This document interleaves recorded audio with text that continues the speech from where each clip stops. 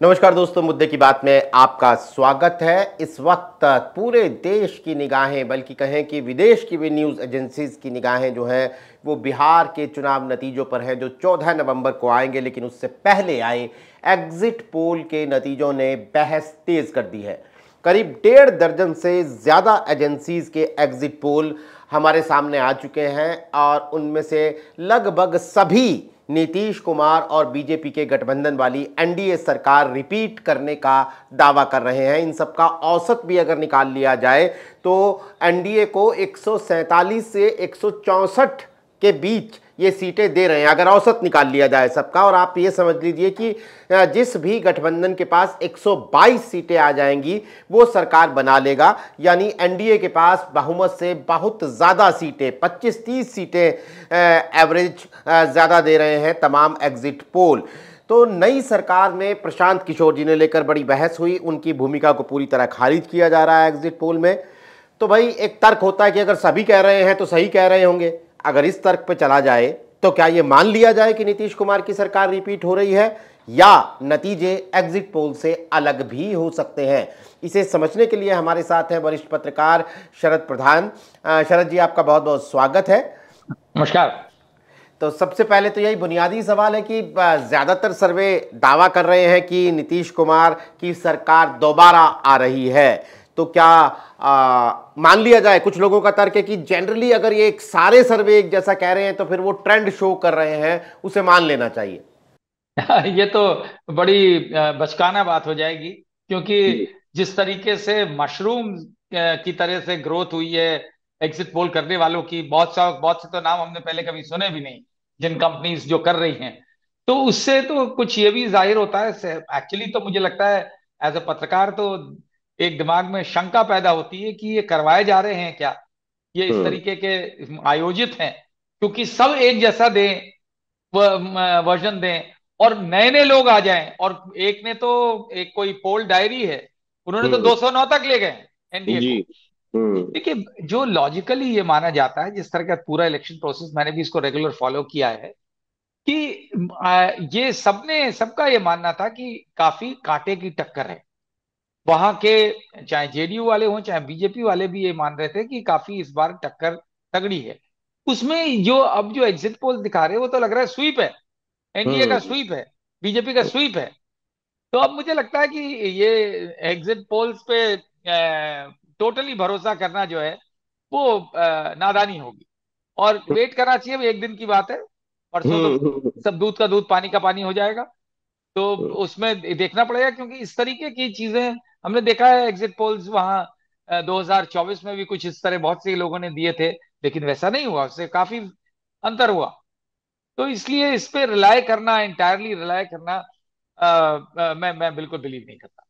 नहीं, बिल्कुल सही बात। 2024 की आपने बात की। अखिलेश यादव ने उन्हीं 2024 के यूपी के नतीजों का हवाला देते हुए कहा है कि कैसे सभी लोग बीजेपी को जिता रहे थे यूपी में लोकसभा में, और वो बुरी तरह हारी। तेजस्वी यादव ने प्रेस कॉन्फ्रेंस की है और ये कहा है कि 18 तारीख को वो सीएम की शपथ लेंगे, एग्जिट पोल जो है वो गलत है।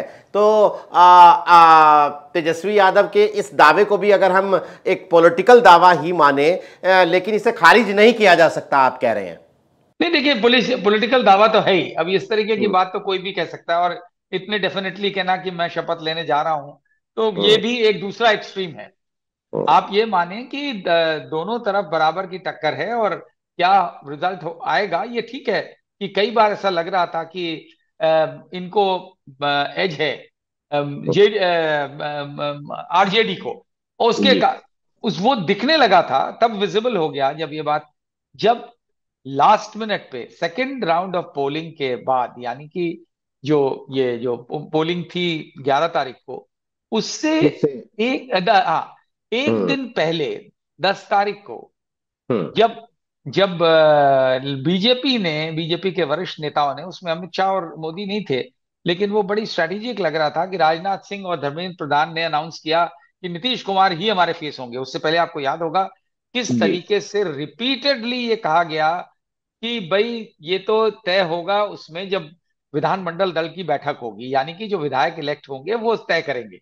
हम्म। इससे स्पष्ट था कि वो नीतीश कुमार के फेवर में नहीं है। और ये बात से ऐसा भी सुनने में आ रहा था कि नीतीश कुमार बहुत नाराज हैं, उन्होंने बीजेपी के लीडर से बात भी करना बंद कर दी थी। हम्म। फर्स्ट राउंड ऑफ जब पोलिंग हुआ 6 तारीख को, तो उस दिन ऐसा प्रतीत हुआ और लोगों को आभास हुआ कि अच्छी वोटिंग, जो जो high level of record voting हुई उस टाइम 65 हुई, हालांकि सेकंड राउंड में उससे भी बढ़ गई। जी। तो ये माना जाता है, जनरली ये माना जाता है, जरूरी नहीं कि ऐसा हो, कि जब ज्यादा वोटिंग होती है it is a vote for change. तो हम्म। ये मान के चला जा रहा था। और उसके सून आफ्टर 3 दिन बाद ही ये हुआ कि इन्होंने नीतीश कुमार को अनाउंस कर दिया, जिसको लेकर के एकदम से एक ये फीलिंग हो गई कि इसका मतलब है बीजेपी कहीं ना कहीं घबरा रही। हम्म। बल्कि लोग, कुछ लोगों ने तो, मैं उसको नहीं मानता कि उस तरह करना चाहिए था, कि लेकिन दिल्ली ब्लास्ट को भी उससे जोड़ दिया। अब देखा है पुलवामा में हुआ, पुलवामा हुआ था हम्म। ये, तो इस तरीके से ये भी जोड़ दिया था लोगों ने कि अरे भाई, ये जो है अब इससे इसका भी असर होगा। असर होगा या नहीं होगा ये तो 14 को पता लगेगा। जी लेकिन बिल्कुल। ये, हम्म। इसको देख करके साफ साफ दिखने लगा कि ऐसा नहीं है कि एक तरफ स्वीप हो रहा है। तो उसमें भी, और ये भी नहीं है कि सारा, अब ये भी नहीं होता है कि इतनी ज्यादा वोटिंग हो गई सेकंड टाइम तो 68-69% हो गई।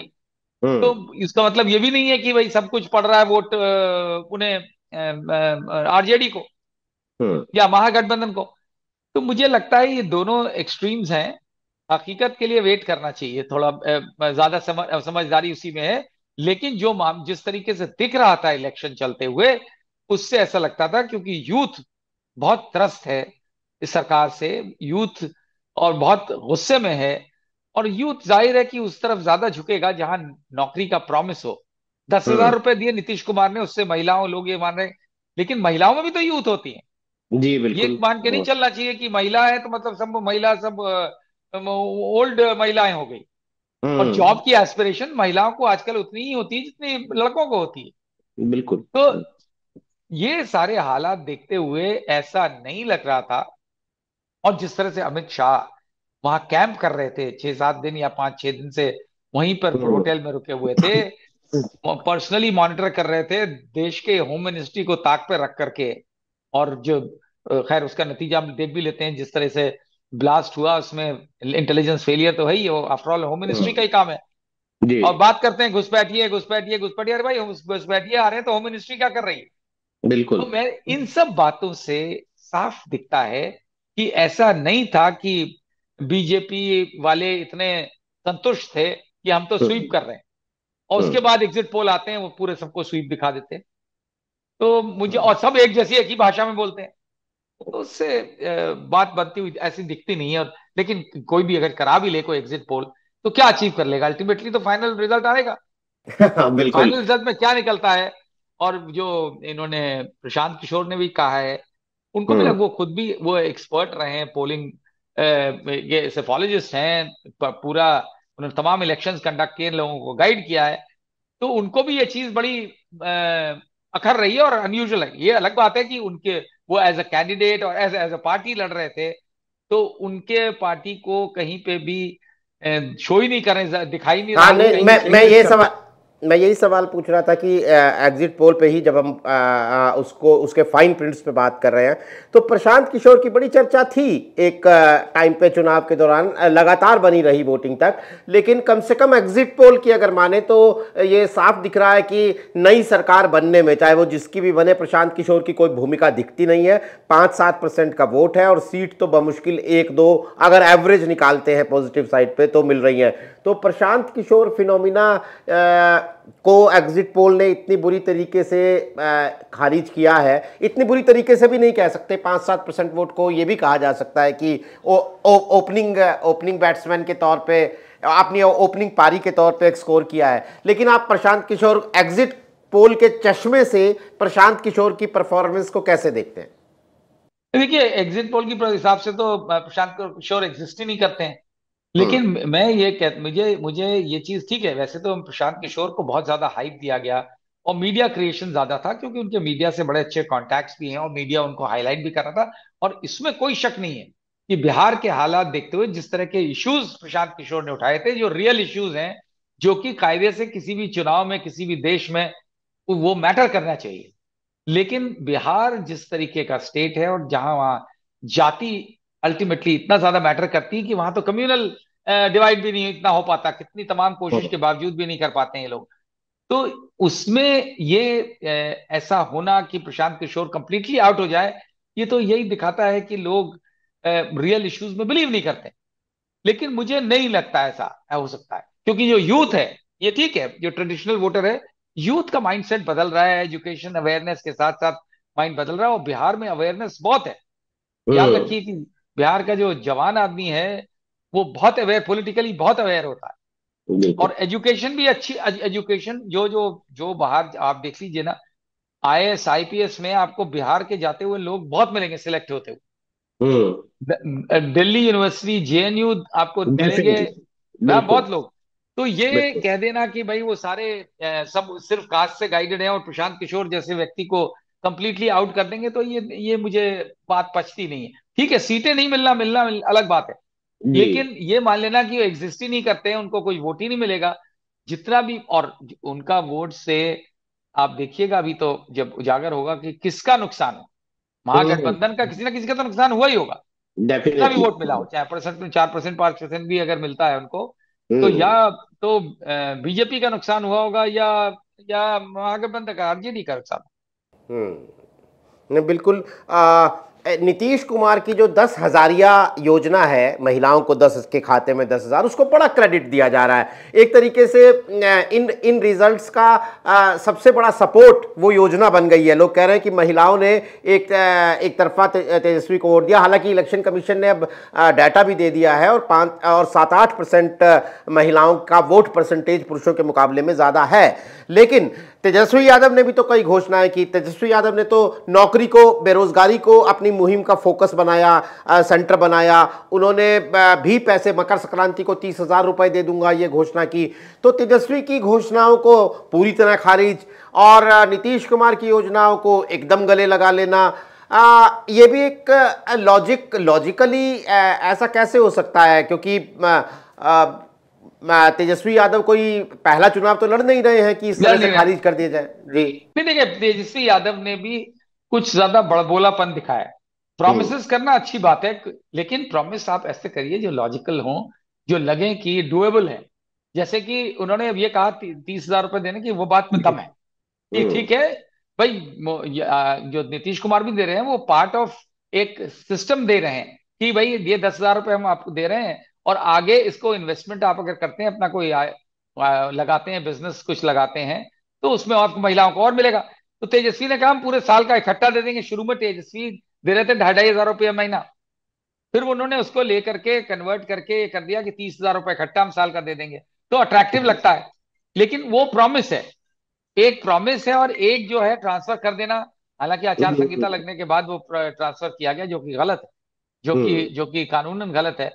लेकिन तेजस्वी यादव का वो प्रॉमिस कि हम हर घर में जहां नौकरी सरकारी नहीं है वहां दे देंगे, वो जरा बहुत बड़बोलापन लगता है, क्योंकि वो प्रैक्टिकली पॉसिबल नहीं है, और लोगों हम्म। को आसानी से डाइजेस्ट नहीं होगा, क्योंकि हम्म। पढ़े लिखे लड़के हैं, वो कैसे यकीन कर लेंगे। हम्म। लेकिन अब इलेक्शन में तो सब कुछ चलता है, कुछ भी कह दीजिए, और स्पेशली जो आदमी पावर में नहीं होता है, उसको, उसके वादे को इतनी इसीलिए सीरियसली लेते भी नहीं। हम्म। लेकिन 30,000 वाली बात खारिज नहीं की जा सकती। अगर 10,000 उन्होंने दिए नीतीश कुमार ने, और इन्होंने वादा किया, तो लोग ले लेंगे, 10,000 तो लेंगे, लेकिन हम्म। जरूरी नहीं कि वोट देंगे।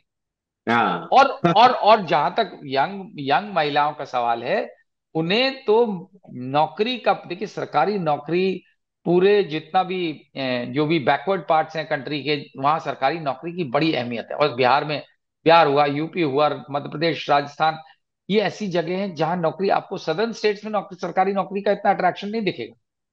तो यहाँ पे अगर कोई प्रॉमिस है नौकरी का, तो असर होता है।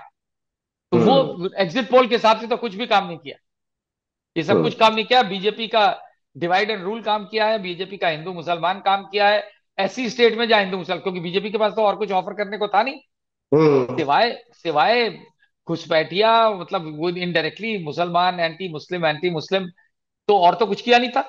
तो बीजेपी हम्म। को उसी नाम पे वोट वोट मिला और स्वीप जी। करा। अभी तो ये भी हो सकता है कि अभी तो कुछ लोग ये कह रहे हैं कि साहब वो बीजेपी सिंगल लार्जेस्ट पार्टी बनेगी, और सिंगल हम्म। लार्जेस्ट पार्टी अगर नहीं बनी, तो अपने लिए मुसीबत भी देखेगी।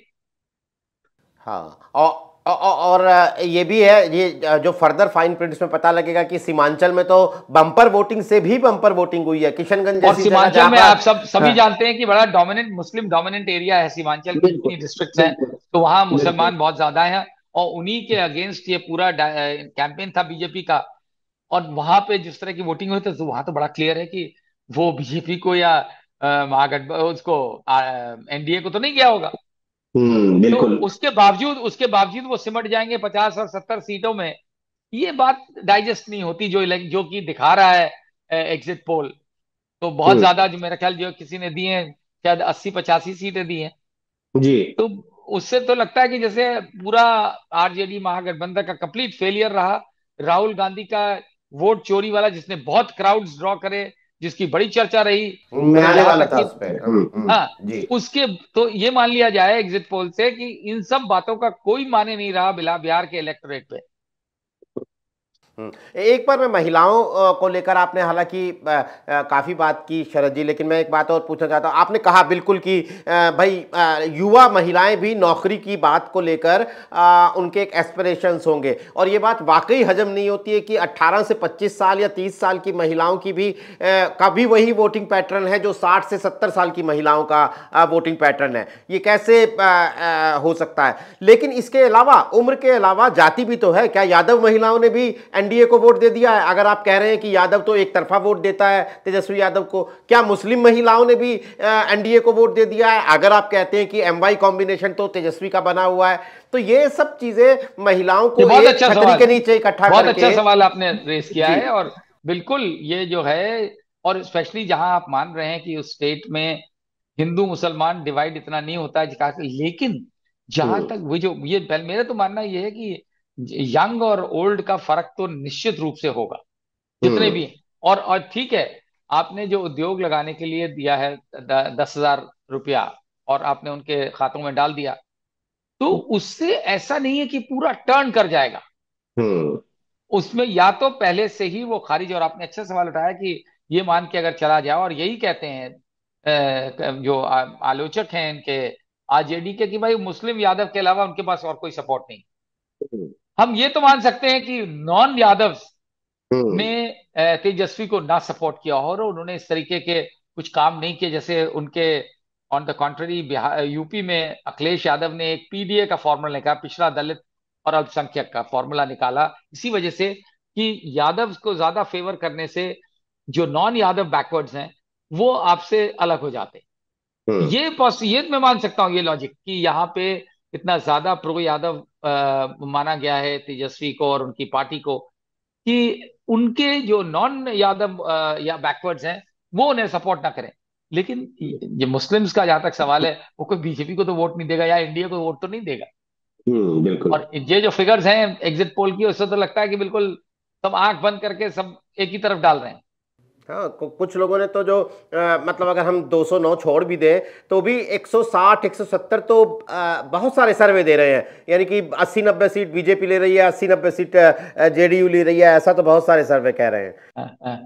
जी। ऐसा तो तभी हो सकता है, एक ही सूरत में हो सकता है वो सही, हम्म अगर जो राहुल गांधी कहते हैं कि इलेक्शन कमीशन वोट डलवा रहा हाँ। है मैं इलेक्शन राहुल। कमीशन मशीन में भी काम कर रहा है, इलेक्शन कमीशन वोट भी डलवा रहा है, तब तो पॉसिबल है। तब तो हम्म, 209 भी हो सकती हैं। मैं लेकिन राहुल। जितने, क्योंकि आप एक चीज ध्यान रखिए कि ये हम्म घुसपैठिया घुसपैठिया करते रहे अमित शाह, हम्म लेकिन जो इलेक्शन कमीशन ने जो एसआईआर किया, स्पेशल बिल्कुल। इंटेंसिव रिवीजन, हम्म उसमें अल्टीमेटली जो फिगर आई है, योगेंद्र यादव ने बड़े एक एक अलग अलग कैटेगरी करके बताया था कि हम्म फाइनली उन्हीं के फिगर्स के साथ, इलेक्शन कमीशन के फिगर्स के हिसाब से, केवल हम्म 3 जने ऐसे पाए गए जिनके ऊपर शंका थी कि घुसपैठिए हैं। केवल बताइए। 3 जी इस तरह बिल्कुल। के मुस्लिम्स पाए गए, वो भी अभी मतलब अभी ये कंफर्म होगा, चलिए मान भी लें। तो क्या हम्म 3 जनों के लिए आप बना देंगे पूरे घुसपैठिया का कैंपेन? ये हम्म माइंडसेट चेंज करने के लिए है। लोगों को झूठ बोल करके उनको ये मजबूर कर दे रहे हैं कि आपके लिए सबसे बड़ा खतरा है तो मुसलमान है, आंधी तूफान भी आ रहा है तो मुसलमान करा रहा है। ये जो टेंडेंसी है, अगर अगर पब्लिक टोटल इस पे बिलीव करती है तो बिल्कुल एग्जिट पोल सही है। हम्म। नहीं, मैं राहुल गांधी पे थोड़ी सी और बात। राहुल गांधी जब तालाब में कूदे मछुआरों के साथ, तो बड़ी चर्चा हुई कि राहुल गांधी ने तो ये राजनीतिक डुबकी लगाई है। राहुल गांधी की अपनी एक इमेज जो 2023 की वोट अधिकार यात्रा के बाद, वो भारत जोड़ो यात्रा के बाद से एक वो बिल्ट हुई, जो सबने माना कि एक बिल्ट हुई है। उसके बाद उन्होंने बिहार में यात्रा की, वोट चोरी के आरोप लगाए, तेजस्वी ने बेरोजगारी के खिलाफ मुहिम पर फोकस किया। मतलब ऐसा लग रहा है। और मैं इसमें एक चीज और ऐड करना चाहूंगा सर, कि 2020 के चुनाव का हवाला देते हैं लोग। 2020 में के पहले 2019 का जो चुनाव हुआ था, उस वक्त बीजेपी की लोकप्रियता चरम पर थी। अगर वहां से हम कंपैरिजन करें तो वो कमजोर है। नरेंद्र मोदी की लोकप्रियता 2019 में चरम पर थी, वहां से कंपैरिजन करें तो कमजोर है। तेजस्वी यादव 2020 में जो नेता थे, वो वहां से 5 साल उन्होंने डेफिनेटली ग्रो किया है, डिक्रीज नहीं किया है, डिक्लाइन नहीं किया है। तो ये सब चीजें इधर ऐड होती, राहुल गांधी की इमेज बिल्ड हुई है, ये सब चीजें ऐड, ये जो चीजें, जो फैक्टर चुनाव दर चुनाव, कम से कम लोकसभा चुनाव में हमने ऐड होते हुए देखे 2024 में। बीजेपी आज की तारीख में बैसाखियों पर चलती हुई सरकार है केंद्र के अंदर। तो ये ऐसा, मतलब सब चीज जीरो हो जाएगा, सब चीज जीरो हो जाएगा एग्जिट पोल हाँ के हाँ। उससे। और नहीं, और वजह होनी चाहिए ना कि भाई हम्म। कैसे ये सारी बातें बिल्कुल नकारा मान ली हम्म। जाए कि जो कुछ भी किया तेजस्वी यादव और राहुल गांधी ने, वो सब बेकार गया, डाउन द ड्रेन। ये तब मैंने बताया कि एक ही सूरत में हो सकता है, जब इलेक्शन कमीशन अगर हम्म। मैनिपुलेट करने में पूरे इलेक्शन को कामयाब है। और फिर तो कोई इलेक्शन का मतलब ही नहीं है। तो हम्म। अगर इलेक्शन कमीशन ही जिता रहा है, इसी एक ही सूरत में, वरना किसी लॉजिक से ये पॉसिबल नहीं है जो एग्जिट पोल्स दिखा रहा है। मैं ये नहीं कह रहा कि तेजस्वी की जी। सरकार बन जाएगी, हाँ हाँ हाँ। लेकिन जो है एक फाइट में ना हो, एग्जिस्ट ही ना करें फाइट में, ये नहीं मान पचती बात। जी बिल्कुल। चलिए सर, मेरा ये आखिरी सवाल है। अगर मान लिया जाए कि यही नतीजे रहते हैं, तो यूपी में क्या होगा? यूपी पे क्या असर होगा इसका? अगर अगर आप कह रहे हैं अगर बीजेपी की ये आरजेडी की सरकार नहीं बनती है, मतलब। जी, मेरा मतलब है कि अगर बीजेपी एनडीए ही सरकार बिहार में बना लेती है, तो इसका यूपी पे कोई असर होगा क्या? आप दूसरी स्थिति भी बता सकते हैं, अगर नहीं बनाती है तो भी यूपी पे क्या असर होगा? नहीं, मुझे मुझे लगता है कि उसका बिल्कुल, अगर वहां पे एनडीए की सरकार बनती है तो उसका बिल्कुल असर होगा यूपी पे। यूपी पे और जोश बढ़ेगा भारतीय जनता पार्टी, क्योंकि यहाँ तो कोalition तो एक तरीके से है नहीं, मामूली सा कोalition, मेनली मेनली बीजेपी है। तो हम्म। बीजेपी को बहुत बूस्ट मिलेगा। और हम्म। जो यहाँ पे तो खुल करके हिंदू मुसलमान डिवाइड ही चलता है और चल रहा है, तो वो उसको और धार मिलेगी। और यहाँ हम्म। आप देखेंगे कि यहाँ का जो एसआईआर हो रहा है, इसमें तमाम लोगों को, खासतौर से अल्पसंख्यकों को, लिस्ट से बाहर किया जाएगा कैसे भी। और यूपी में जिस तरीके से किया जाता है, वो तो बिहार वाले सोच भी नहीं सकते। और यहाँ पे, और जिस तरह हमने देखा है कि थ्रू आउट एंटी मुस्लिम माहौल इतनी बात बात पे बना दिया जाता है, और यहाँ वर्क करता है। यूपी में तो बहुत ज्यादा कम्युनल डिवाइड हो गया। वो जमाना चला गया जब गंगा जमनी तहजीब की बात की जाती थी, और हिंदू मुस्लिम यूनिटी एमिटी की बात के हार्मनी की बात की जाती थी। वो खत्म हो गया। तो अगर बिहार में एनडीए की सरकार बनती है, तो उसका डेफिनेटली बेनिफिट यहाँ बीजेपी को मिलेगा, बूस्ट मिलेगा बहुत भारी। और उसके सहारे ये स्पेशल इंटेंसिव रिवीजन को और धारदार बनाएंगे, और उससे डिस्क्रिमिनेशन कर जिस तरीके से करना चाहते हैं। और यहाँ पे आप देखिएगा कि बिहार में तो नहीं ढूंढ पाए घुसपैठिए, लेकिन यूपी में हम्म। बहुत ढूंढे जाएंगे, बनाए जाएंगे हम्म। घुसपैठिए, क्रिएट किए जाएंगे, क्योंकि यहाँ ज्यादा आसान है। हालांकि बॉर्डर यहाँ पे भी सिर्फ नेपाल से ही मिलता है, जैसे जी। बिहार में है। हाँ। लेकिन बहुत सारे अभी से बात चर्चा चलने लगी है, खबरें भी छप रही हैं कि नगर पर लखनऊ जैसी जगह के लिए, कि नगर पालिका के अधिकतर सफाई कर्मचारी जो हैं, वो रोहिंग्या या बांग्लादेशी हैं। हम्म। मतलब ये शुरू हो गया है ऑलरेडी। और जिस तरीके से यहाँ पे अ, सरकार जिस तरीके से ये काम करती है हिंदू मुस्लिम डिवाइड का, उसमें और इजाफा हो, और हम्म। शार्पन किया जाएगा, और लोगों के साथ डिस्क्रिमिनेट किया जाएगा। अभी आपने देखा जिस तरीके से जब दिल्ली ब्लास्ट हुआ, तो यूपी में काफी अलर्टनेस बढ़ाई गई, और एक जी। ऐसा माहौल क्रिएट किया गया। और ये एक बड़े सिस्टमेटिक तरीके से ये करते हैं, बड़े ऑर्गेनाइज्ड कैंपेन के तहत, कि हर मुसलमान को ब्रांड कर देते हैं की कोशिश करते हैं कि जैसे वो विदेशी है। तो ये बड़ा दुर्भाग्य है, लेकिन इस तरीके की चीज हो रही है, और उससे एक एक लार्ज ऐसी चंक है पॉपुलेशन का जो इस बात को बिलीव करने लगा है। जैसे कहते हैं ना, नहीं, माइंड कैप्चर कर लिए गए। चुनावी फायदा 2027 में चुनावी फायदा भी होगा। अगर बिहार जीत लिया तो यूपी भी जीत लेंगे, बिहार हार गए तो यूपी भी हार जाएंगे, जैसा कि बहुत सारे लोग कह रहे हैं। क्या आपको लगता है ऐसा? बिहार में अगर सरकार इनकी नहीं बनती है एनडीए की, तो ये बहुत बड़ी चोट होगी एनडीए पे। और जैसे बहुत से लोगों का मानना है, ये अगर ऐसा हुआ तो वो बिगिनिंग ऑफ द एंड होगा, मतलब शुरुआत होगी। क्योंकि अभी तक आप देख रहे हैं, इसीलिए बिहार जीतना उनके लिए डेस्परेशन है एनडीए के लिए, कि किसी भी सूरत में साम दाम दंड भेद कुछ हो, लेकिन बिहार एनडीए को जीतना चाहिए। ये इसी उद्देश्य से वहां पे काम किया जा रहा है। और हम देख रहे हैं, आपने देख, जैसे मैंने पहले भी कहा कि अमित शाह ने बाकायदा वहां कैंप करके पूरा एक एक फाइन ट्यूनिंग करी है, मॉनिटर किया है इलेक्शन का, हर ये पूरा दौर, इलेक्शनरिंग का पूरा दौर। तो उससे दिखता है कितना ज्यादा ये इनके पूरी मशीनरी एक ही काम में लगती है, बाकी इसकी चीज से मतलब नहीं रहता, इलेक्शन जीतना। चलिए, खैर दोस्तों, 14 तारीख को नतीजे आने हैं, इसलिए ज़्यादा इंतज़ार नहीं करना है। लेकिन फिर भी एग्जिट पोल को लेकर जो माथापच्ची चल रही है, जो बहस मुहावजे से चल रहे हैं, उनके कितने वो अलग अलग तस्वीरें पेश करते हैं। और एक तस्वीर शरद जी के ज़रिए हमने समझने की कोशिश की कि सभी एक बात कह रहे हैं तो उसे सच मान लिया जाए, ऐसा बिल्कुल ज़रूरी नहीं है। 14 तारीख को नतीजों के बाद हम आपसे फिर मुलाकात करेंगे। शरद जी, आपके पास ज़रूर आएंगे हम नतीजों के बाद भी। और दोस्तों, आपसे तो हम लगातार चर्चा कर ही रहे हैं। आप देखते रहिए यूपी तक। आज हमारे साथ जुड़ने के लिए आपका बहुत बहुत शुक्रिया। शरद जी, आपका भी आभार। नमस्कार।